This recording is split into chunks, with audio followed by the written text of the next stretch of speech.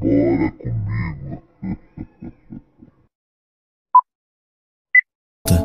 A figura talhada de um astronauta moderno pousado sobre a fachada da entrada norte da Catedral da Salamanca, na Espanha, destoa de todo o resto e impressiona a todos que passam por ali. A igreja, nos estilos barroco e gótico, foi construída entre 1513 e 1733. De forma inevitável, as teorias que envolvem os astronautas antigos, as viagens através do tempo e acontecimentos sobrenaturais surgem com explicações variadas. No entanto, e apesar do mistério pairar sobre uma nuvem de incerteza, o astronauta enigmático da Catedral de Salamanca parece ter uma explicação muito mundana. A figura está localizada em uma coluna, na entrada da nova catedral, e representa um astronauta com botas, capacete e o que parece ser um sistema de respiração em seu peito, com tubos que se conectam a uma mochila na parte traseira de seu traje.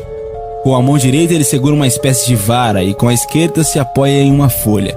O seu rosto expressa uma perplexidade imutável.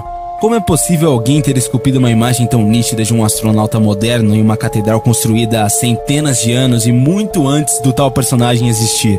Ao que tudo indica, isso teria acontecido na verdade há muito pouco tempo, quando, em 1992, a catedral foi restaurada. Na época, a Porta de Ramos, como é chamada a entrada norte da catedral, sofreu uma grande deterioração com o passar do tempo.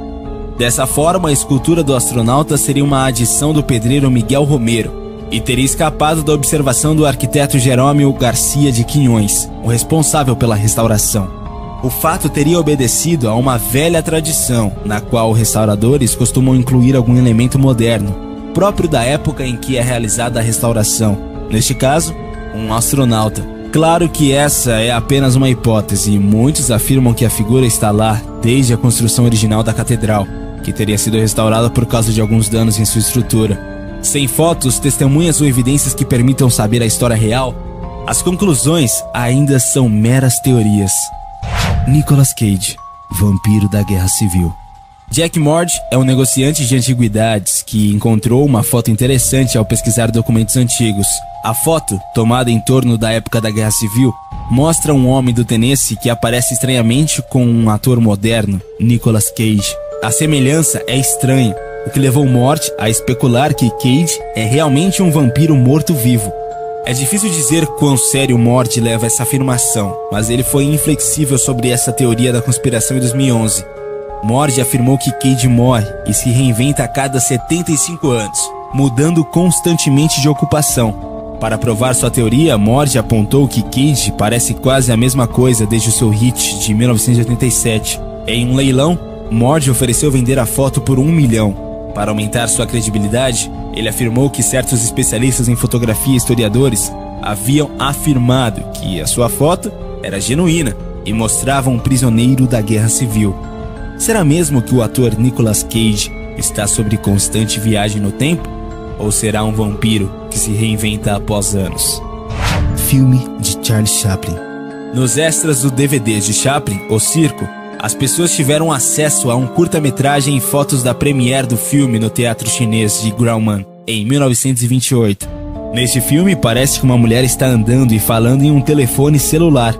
Como os telefones celulares não existiam em 1928, esta situação levou as pessoas a suspeitarem de que é uma possível viajante no tempo, sim. No entanto, isso não explica com quem ela estaria falando e qual torre de celular estaria usando.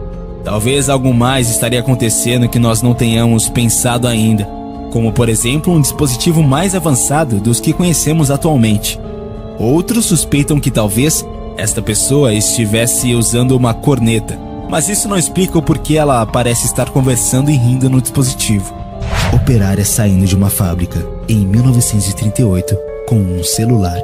Na filmagem publicada como sendo em 1938, aparece uma mulher em uma fábrica nos Estados Unidos usando no que seria um telefone celular, tecnologia demonstrada apenas na década de 1970 e disponível comercialmente nos anos de 1980.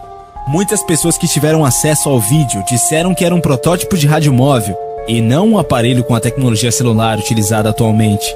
Um dos usuários do YouTube diz que a mulher no filme é a sua bisavó e que ela está de fato utilizando um aparelho de comunicação sem fio.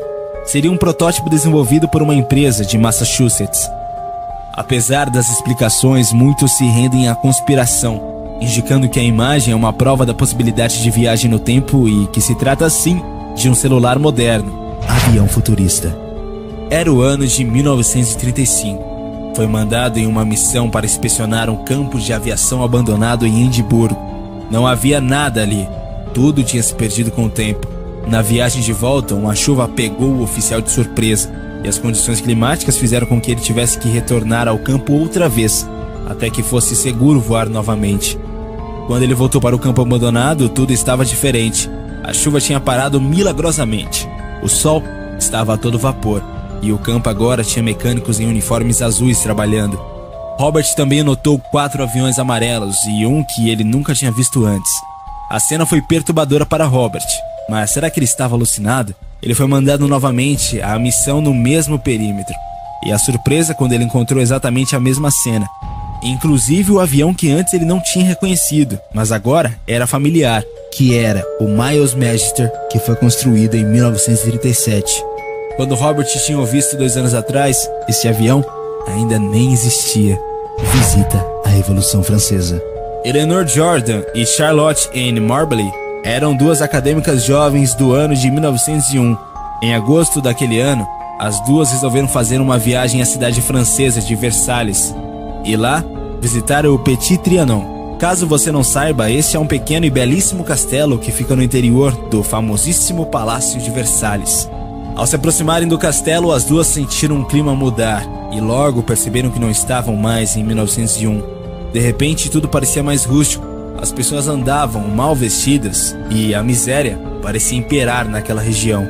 Chegando de fato perto do castelo, o clima mais uma vez mudou. Depois de atravessar a ponte que dava acesso à estrutura, Marbley disse ter visto uma mulher com um chapéu branco com a sombra e trajando também um vestido bastante antiquado. Jordan não viu essa mulher, mas sua amiga disse que ela era idêntica a Maria Antonieta, figura que ficou famosa por causa dos escândalos que causou no fim do século XVIII. A semelhança ficou evidente para Marbley depois que ela a viu em inúmeros quadros depois desse incidente. Depois de voltar a um passeio maluco, as duas resolveram publicar as experiências em um livro. Embora as duas tenham sido consideradas loucas no começo, várias descobertas acabaram comprovando alguns relatos de que estavam escritos na obra publicada pelas amigas. O Hotel Desaparecido. Em 1979, os casais ingleses Simpson e Gisby dirigiam pela França em rota de férias para a Espanha. Ao anoitecer, decidiram interromper a viagem para descansar. Entretanto, os hotéis próximos à parada estavam lotados, de maneira que alguém indicou um caminho em que algo poderia ser achado. De acordo com os viajantes, a pousada encontrada era curiosamente fora de moda do que era para aquela época. Desde o vestuário dos atendentes e os demais hóspedes, até mesmo a absurda falta de telefone. Nada de hotel, nada de fotos. De qualquer forma, o casal deixou o lugar com uma ótima impressão, ajudada pelo fato de a estadia ter saído por um valor barato para a época.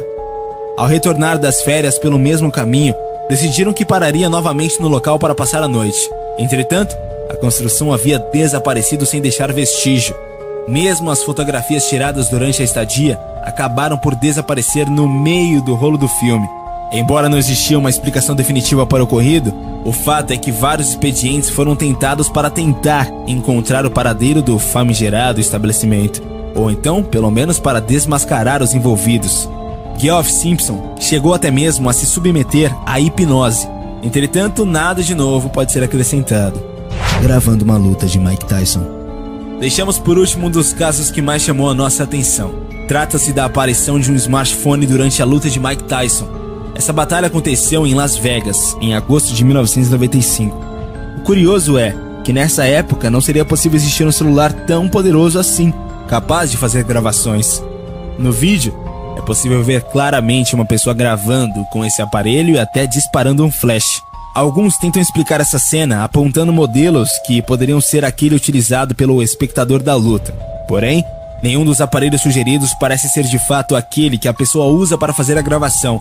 Será que temos aí mais um caso de um dos vários viajantes no tempo?